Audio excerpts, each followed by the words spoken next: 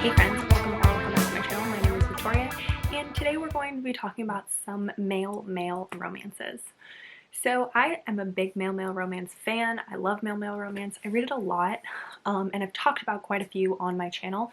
So these ones I chose ones that I have not talked about as much, so they're not as commonly discussed on my channel, but they're all ones that I still really enjoyed. There is one that I just talked about recently, but that's okay. I love it and wanted to talk about it, so it's alright. But I have, I think, 5 that I'm going to share with you right now. So the first one, the one that I talked about recently, is Psycho by Only James. I really loved this book, and I wanted to talk about it again because I've been in a big dark romance mood, and this is like a dark MM book. And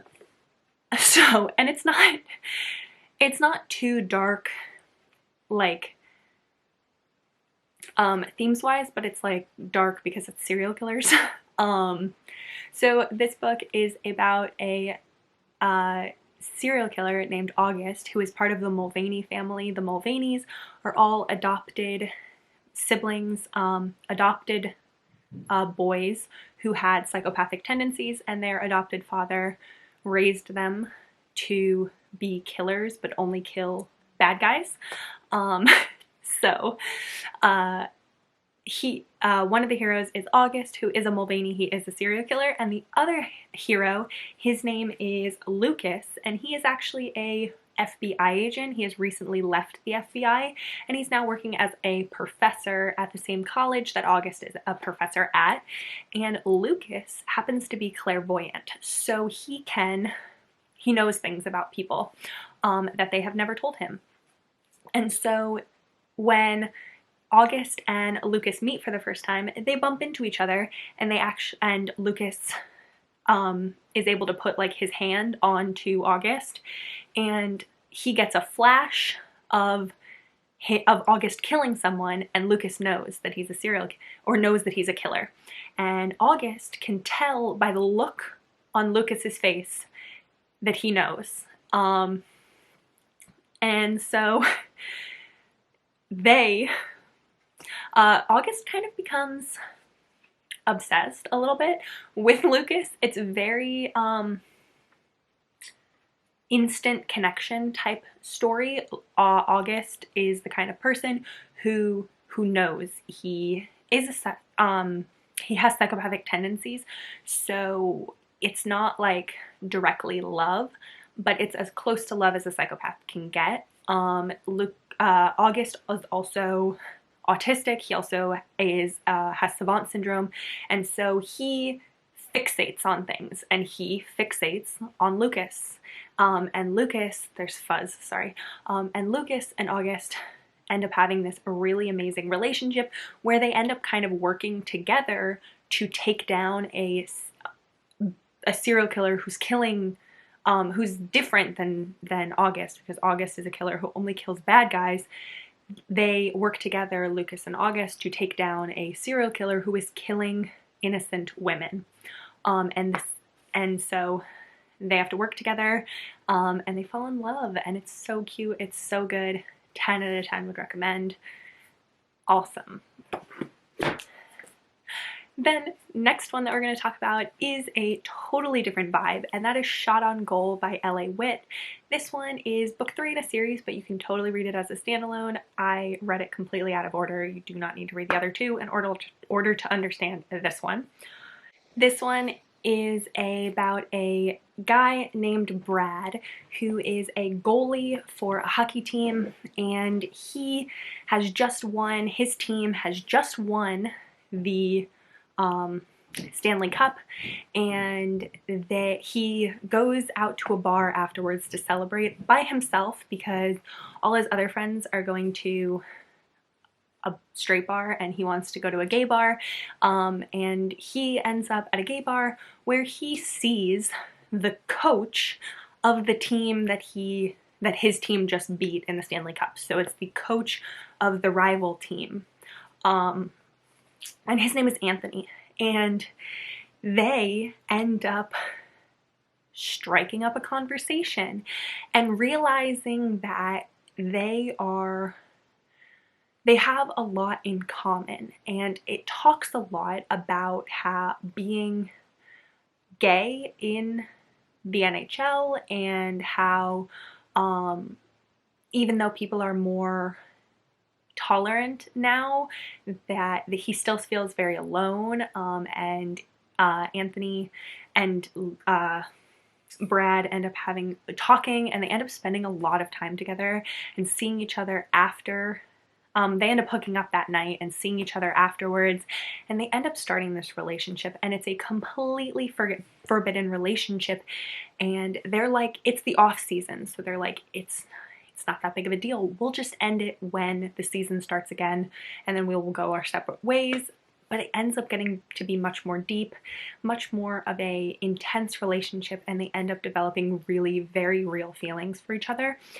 And it is really, really sweet, and the characters both, they want to be together so bad, but both know how other people will react because it's completely against the rules, because he's a coach and a player for a different team, and it's not even like it was a coach and a player for the same team, because it's a coach and player for a different team.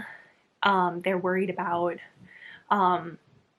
cheating because Brad is a goalie, so they're like, oh, you can know things about the other team. And so it is a forbidden age gap romance, and it is so good, and it is very, very sweet, and I loved it so much.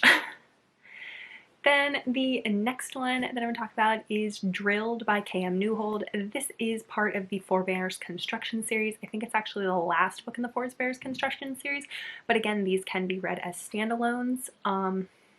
These are all stories about gay men who work for a construction company. And this one is about Bridge, who he and Apollo used to be best friends when they were younger. They were absolute best friends, and Ridge always had a crush on Apollo, but Apollo was straight. And then Apollo started dating Ridge's sister, and they got engaged. And the night before Apollo was supposed to get married to Ridge's sister, Apollo dipped and ran away, and he left the sister. And Ridge was pissed, obviously, and he never knew why. He refused to take any of Apollo's phone calls. Apollo tried to talk to him, but he refused to talk to him. He punched him in the face when he tried to talk to him. And so it became, they didn't talk to each other, they didn't see each other for like 10 years after that. So it became this friends to enemies situation.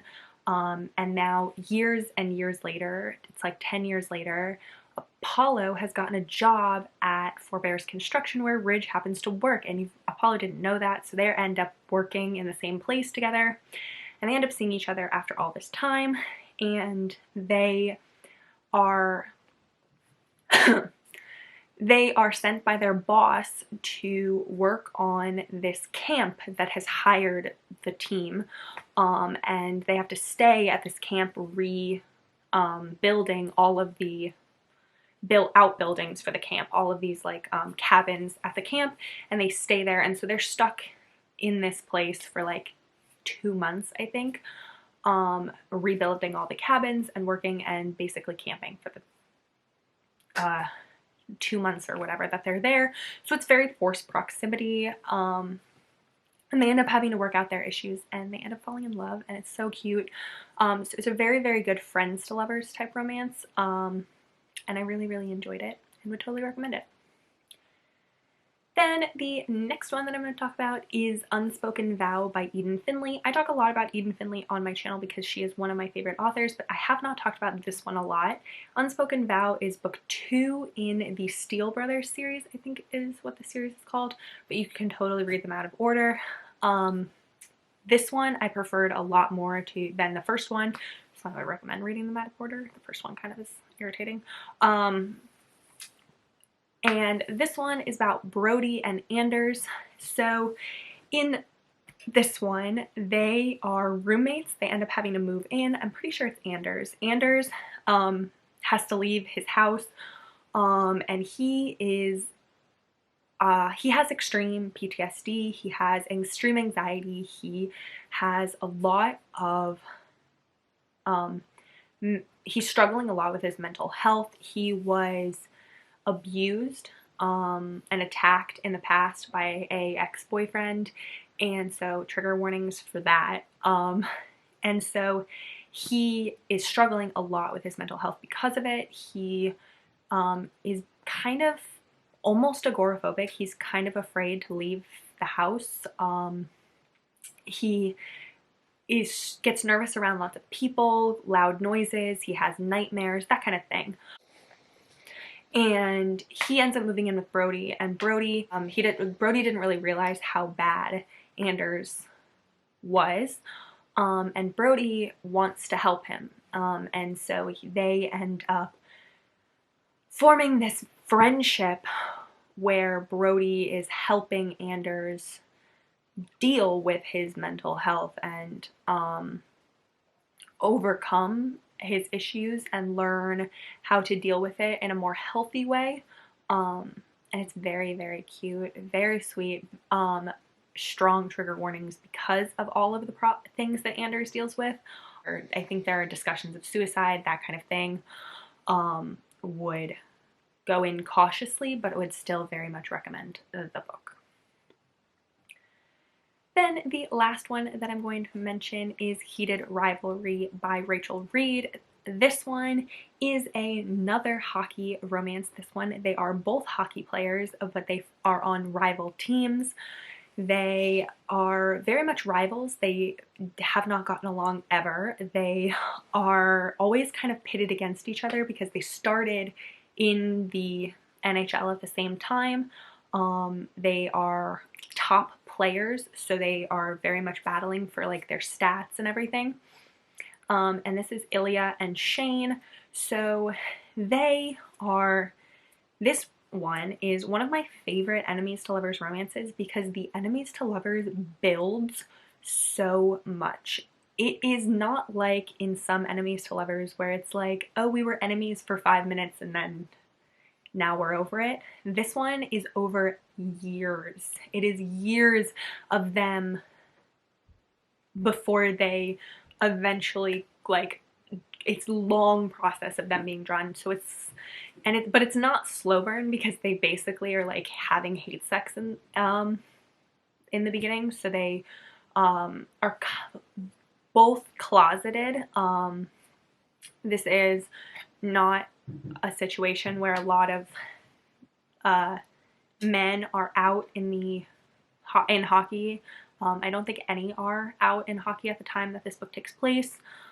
So they are very much closeted, but they know the other one is also gay.